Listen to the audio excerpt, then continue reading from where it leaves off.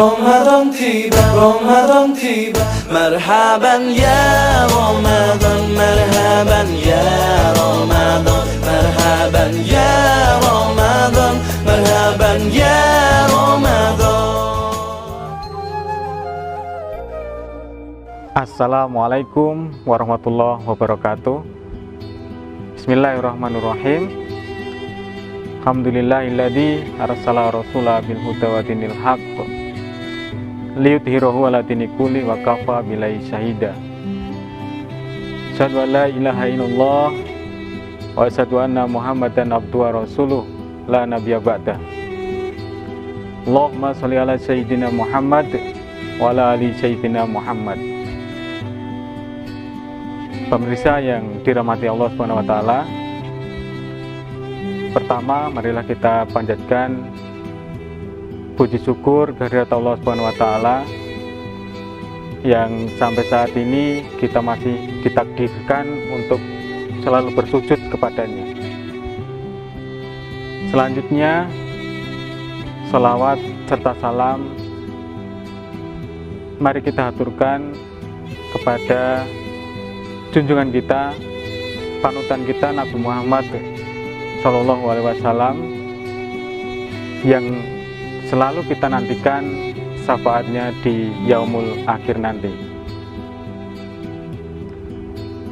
Pemirsa yang budiman,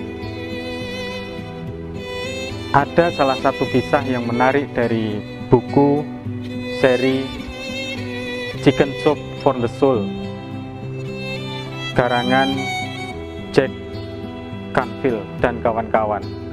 Kisah ini mengangkat suatu hal tak terduga yang didapatkan oleh seseorang yang sebelumnya sudah berasumsi buruk terhadap nasib yang akan diterimanya. Suatu saat ada seorang pengendara mobil di negeri Paman Sam yang ingin buang air kecil. Ia lalu menghentikan mobilnya dan mencari toilet. Setelah sekian lama mencari, akhirnya ia bertemu dengan polisi yang ia pikir bisa membantunya. Polisi tersebut menunjuk ke arah sebuah komplek pemakaman mewah. Mungkin ada toilet di sana, kata polisi tersebut mereka-reka. Kemudian masuklah lelaki itu ke komplek pemakaman dengan gelisah dan tergesa-gesa. Perasaan semakin tak karuan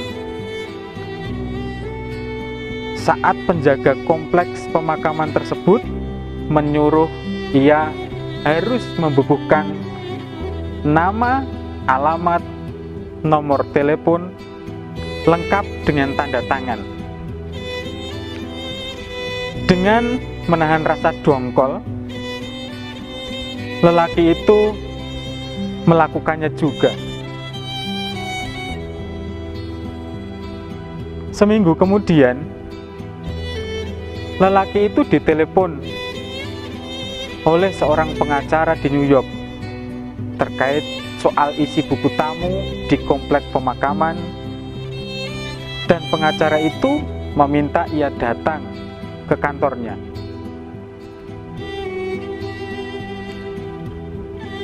Lelaki itu sontak kaget. Ia tak menyangka urusannya jadi ribet dan panjang gara-gara urusan toilet di kompleks pemakaman. Ia pun datang ke kantor pengacara itu di New York sambil membawa kartu identitas yang diminta. Meski hatinya gelisah, penuh tanya dan prasangka yang tidak-tidak, setelah bertemu, si pengacara lantas mengutarakan maksudnya. Ia bercerita ada seorang jutawan di kota New York yang kehidupannya begitu terasing orang itu tak mempunyai keluarga.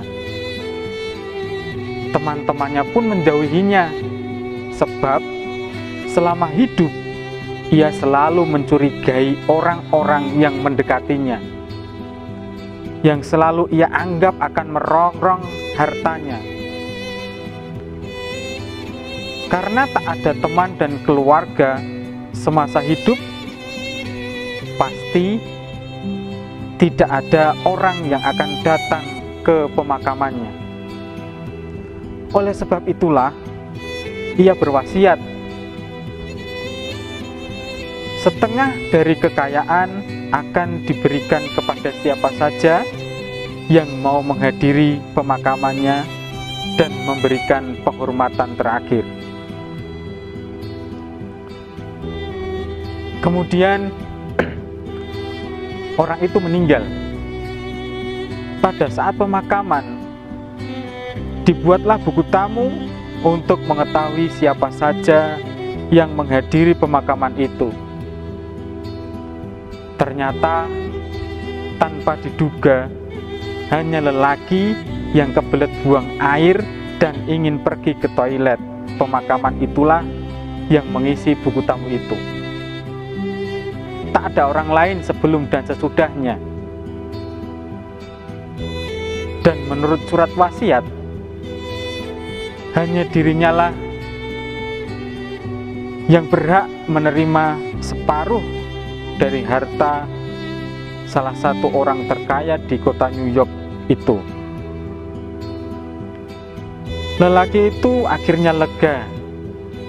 Ternyata gelisah dan pikiran buruknya selama ini tak terbukti.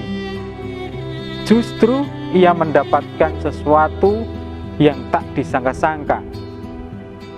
Sesuatu berupa rizki melimpah bagaikan durian runtuh. Padahal sebelumnya ia berpikir akan mendapatkan malapetaka. Pemirsa, di dalam Islam, manusia tidak diperbolehkan berburuk sangka pada dirinya sendiri, orang lain, apalagi kepada Allah. Rasulullah bersabda, dosa paling besar adalah prasangka buruk kepada Allah. Itu sebabnya setiap manusia diwajibkan berusaha semaksimal mungkin dan tak banyak berkeluh kesah dalam hidupnya. Bila menghadapi masalah, jangan lantas berprasangka buruk, apalagi protes kepada Allah. Menurut Jalaluddin Rahmat, sifat bakhil, pengecut, dan rakus sama-sama lahir dari prasangka buruk tentang ketakutan-ketakutan yang menyelimuti pikiran manusia. Orang menjadi pelit atau bakhil sebab menuruti pikiran buruknya. Jika hartanya dikeluarkan, ia akan bangkrut, paling tidak hartanya berkurang, sehingga tidak bisa memenuhi kebutuhannya atau bahkan bisa jatuh miskin. Setan juga memperparah dengan mengembuskan pikiran-pikiran negatif itu ke dalam telinga manusia. Dalam Al-Quran dijelaskan,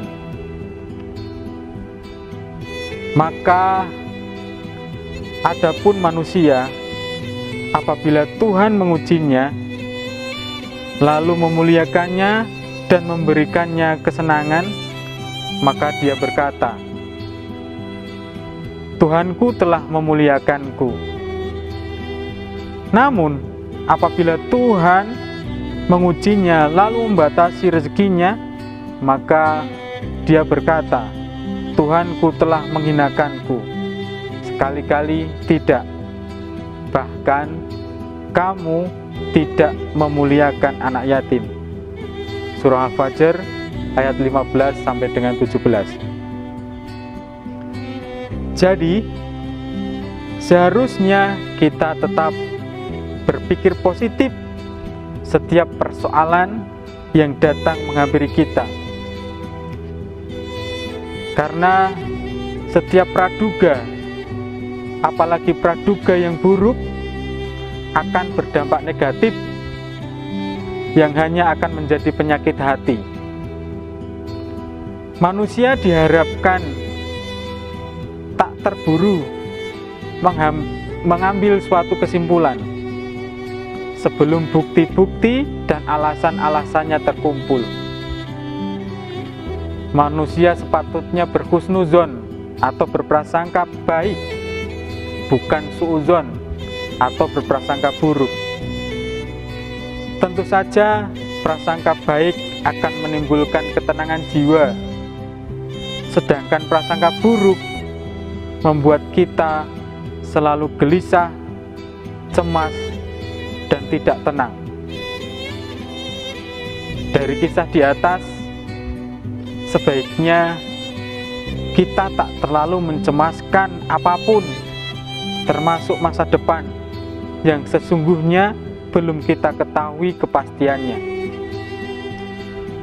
Keadaan yang selalu kita gelisahkan terkadang malah membawa berkah, kebaikan, dan anugerah, seperti layaknya mendapatkan durian runtuh. Pemirsa, begitulah yang bisa kami sampaikan. Semoga bermanfaat. Mohon maaf atas segala kekurangannya. Assalamualaikum warahmatullahi wabarakatuh.